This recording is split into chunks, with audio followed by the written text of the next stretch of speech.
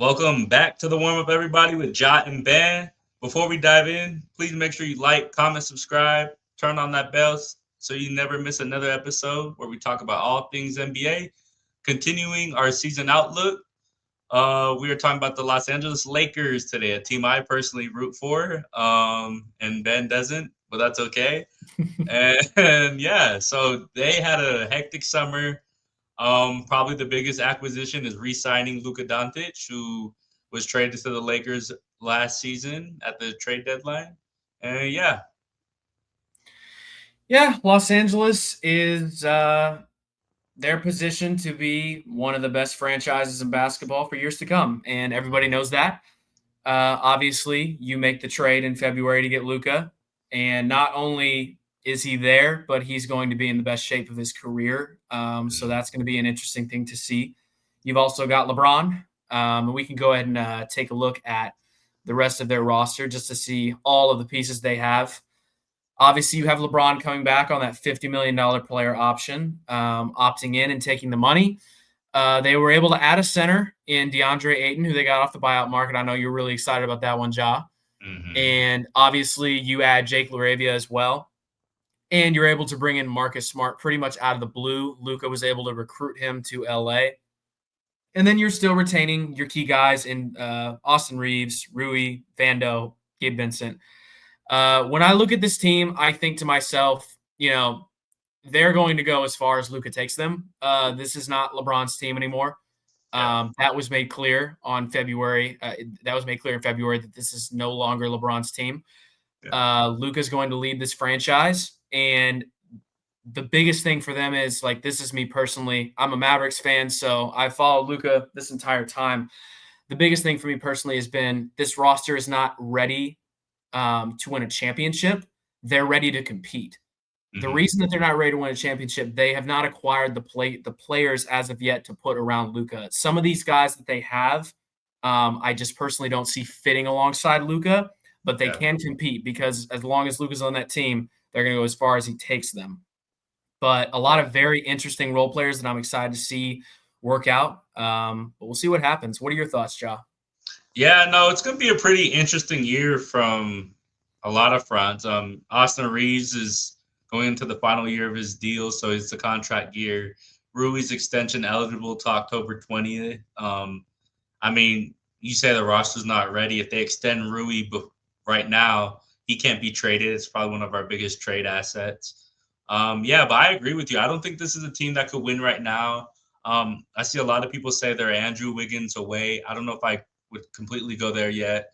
I think it'll be interesting to see how they have a whole training camp and all that together because they were rolling after the Luka trade. They were like the second seed and the third seed for a while there, and they ended up being the third seed. But I think it's a team that doesn't have a lot of bench scoring. They were dead last in bench scoring last year.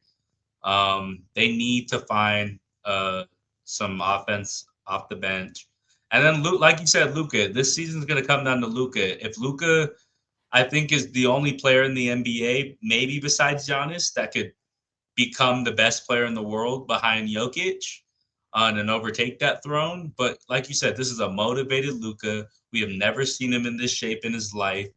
And yeah, he has a chip on his shoulder. He's still pissed off from what happened with the Mavericks. And yeah, I think he's probably the obvious MVP favorite, not only because of what happened, but because the market he's in Los Angeles. Mm-hmm. And it is not contract year for LeBron too. A team that didn't want to extend him, so he becomes an unrestricted free agent next year. Seeing the fit between Luka and Reeves, we all know that's probably not the most ideal fit. And if that doesn't work, where do you go? Do you think about trading Reeves before he leaves for nothing, or how all that works as well? Yeah, I think to kind of clarify what I meant about the roster, just so everybody Mhm. understands, I think the biggest thing for this roster that they lack right now is shooting. Yeah, They lack shooting. I think the reason that your bench scoring is so low is because you can't shoot. Unless you have bench guys that have a deep bag offensively and they can go make their own shots, you're right. relying on kickouts and jumpers and cuts. You're relying on a lot of basic stuff. So Mhm. they're really lacking that right now. Like if you look at this roster, Rui Hachimura can hit the three, but not consistently. Jarrett Vanderbilt cannot shoot consistently. Maxi Kleba is a long time ago he could, but he's just been so injury prone. Marcus Smart, not really. These are a lot of guys that thrive on the defensive end, but their bag offensively is not quite there. Right. The biggest thing with Luka is he needs to be surrounded by shooters, because Luka's ability to get the ball out and pass it, I mean, like, his ability to get to the wings is probably the best in the NBA. So they have to surround him with guys that are ready to shoot the three ball. That's how we saw him have success in Dallas. That's how they made the finals. They don't make the finals if it's not for guys like PJ Washington and Derrick Jones Jr. or, even Kyrie Irving from time to time getting those threes off his kickouts. So that is the next phase for this Laker roster. And now to kind of address LeBron, I don't know what's going to happen. I honestly don't. I think there's a reality in which he finishes the season and retires. I think there's a reality in which he finishes the season and goes somewhere else. And I do think there's a slim chance that he might not be on this roster by the end of the season. Like, it really just depends. Like, if the Lakers are probably one of the best teams in the West, I think he'll stay. But if the Lakers are kind of treading water and things aren't going well, LeBron could easily get bought out or traded at the deadline. So it's like, we really just don't know what's going to happen with that. I truly think the best chance for this team to win a championship is most likely after LeBron's tenure is over and when they can add some shooting. My question to you, Ja, as a fan and as also just, being an analyst, where do you think they're going to finish in the West this season? Yeah, so I mean, I think they get better. I think when you have Jackson Hayes being your starting caliber center for the last 30 games, it's a little rough. But then adding a guy like Deandre Ayton, I think there's a world where Deandre Ayton will have games where he's like 25 points and 18 rebounds and he's like dominating. But I also think his impact on this team won't become at the offensive end. Like, we know what he can do offensively. It'll be his rim protection, his body language, if he's bought in or not. I think if everything, I mean, we saw last year, this team was good. They were just throwing stuff out there. I think they're in that same tier as the Clippers. They could finish anywhere from 3 to 8, and I probably wouldn't be surprised. Or I wouldn't be surprised.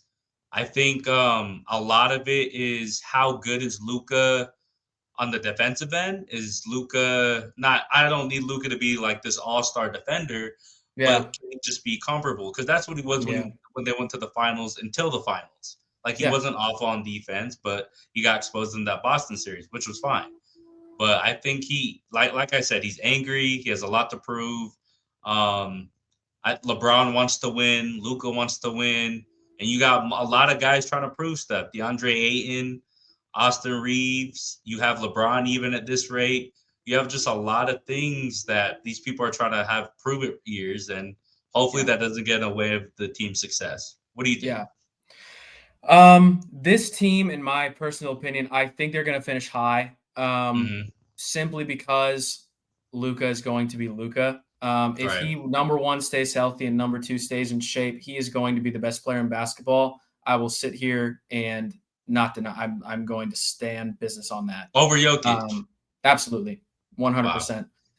Because, there have been seasons where Luka has been really in shape to start a season, and through the first 10 games, he's averaging darn near 40 points. So when you're looking at his ability, because, if he can truly just stay healthy and in shape like this, like, I don't think there is a limit to how good he can be. I think he can be better than he's ever been. And also, being in LA, big market, I think this is his best chance to win an MVP. You have to do two things to get an MVP in this league. Number one, you've got to be the best player on your team. And number two, you got to be high in those standings. And I think if both those things happen, Luka could 100% be the MVP. And to speak to the DeAndre Ayton thing, one thing I forget to mention is that is one thing that they add to this roster that's going to complement Luka very well, because what is Luka very good with? Lob guys, lobbing big men. So the big men that can catch lobs, excuse me. Yeah. So, like, Ayton is also one of those guys. And I watched him a lot in Phoenix because Dallas and Phoenix used to compete. But one thing I must have missed during that time is the fact that Ayton developed a mid-range jumper from the free throw line that he just kind of likes to pull up with. So, like, he can even provide you mid-range from time to time. And as you're looking at Austin Reeves, too, Reeves is incredible. I'm still kind of waiting to see how that's going to fit with Luka. I think if you compare Kyrie and Luka, you compare Austin Reeves and Luka. I don't think that's going to be too big of a problem. Yeah. My personal prediction, I think the only team in the West, I'd be like, okay, they're probably gonna finish over. Maybe like I think they can maybe a 2, a 3, something Oh like well. that. Hmm. OKC's obviously up there. Dallas could be up there, maybe even Houston. Denver, Denver. obviously, Denver's loaded. Denver could be up Hmm. there. They're definitely in the A tier in the West. They could finish Okay. anywhere between 1 through 4. If they struggle with health, they'll obviously be further down the list. But it's going to be very interesting to see what happens with LA. But as I think they have the brightest future, if not one of the brightest futures in the NBA.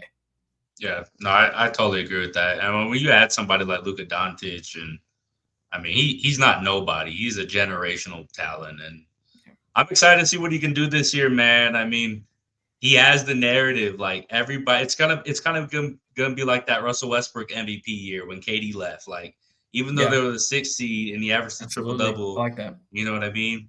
Like he has the narrative behind him. It's up to him to do his end of things. So I think this team probably still is a trade away. I would be super shocked if they didn't make a trade in the middle of the season, depending on how Yeah, things go. But yeah, I'm with you. I'm excited to watch Luca play and hopefully just stay fit. You know what I mean? I think yeah, Luca, I think, is starting to mature and understand the moment and the magnitude of this franchise. And yeah, let's be honest here, like if he doesn't get traded, he probably is not on the cover of Men's Health. You know what I mean? Like he yeah. needed this public embarrassment, and sometimes the players needs that. So Yeah, I think it's also very hard to, and I think Luka's not even the only guy that's been through this. It's very hard to stay in shape and stay healthy during an 82 game season. So mhm, for him, I think it's just going to take that dedication of like, look, after every game, whether it's getting in the lift or being like, hey, I'm going to, be on the right diet. Like some guys have a personal chef, like Braun's got a chef, Braun's got a workout plan. I mean, mhm, you've heard all the stories with that. So I think it's just going to take that extra dedication for him that, make the greats great. Like Kobe Bryant, yeah, Michael Jordan, these yep, guys, it's an everyday grind. And it's like, look, if I'm not in the best possible condition, why am I doing this? So right, I think that's going to be the mindset for him. I'm really excited to see what happens with LA. yeah. Yeah, well, thank you guys for tuning in on this season preview of the Los Angeles Lakers. Thank you guys for watching. Peace.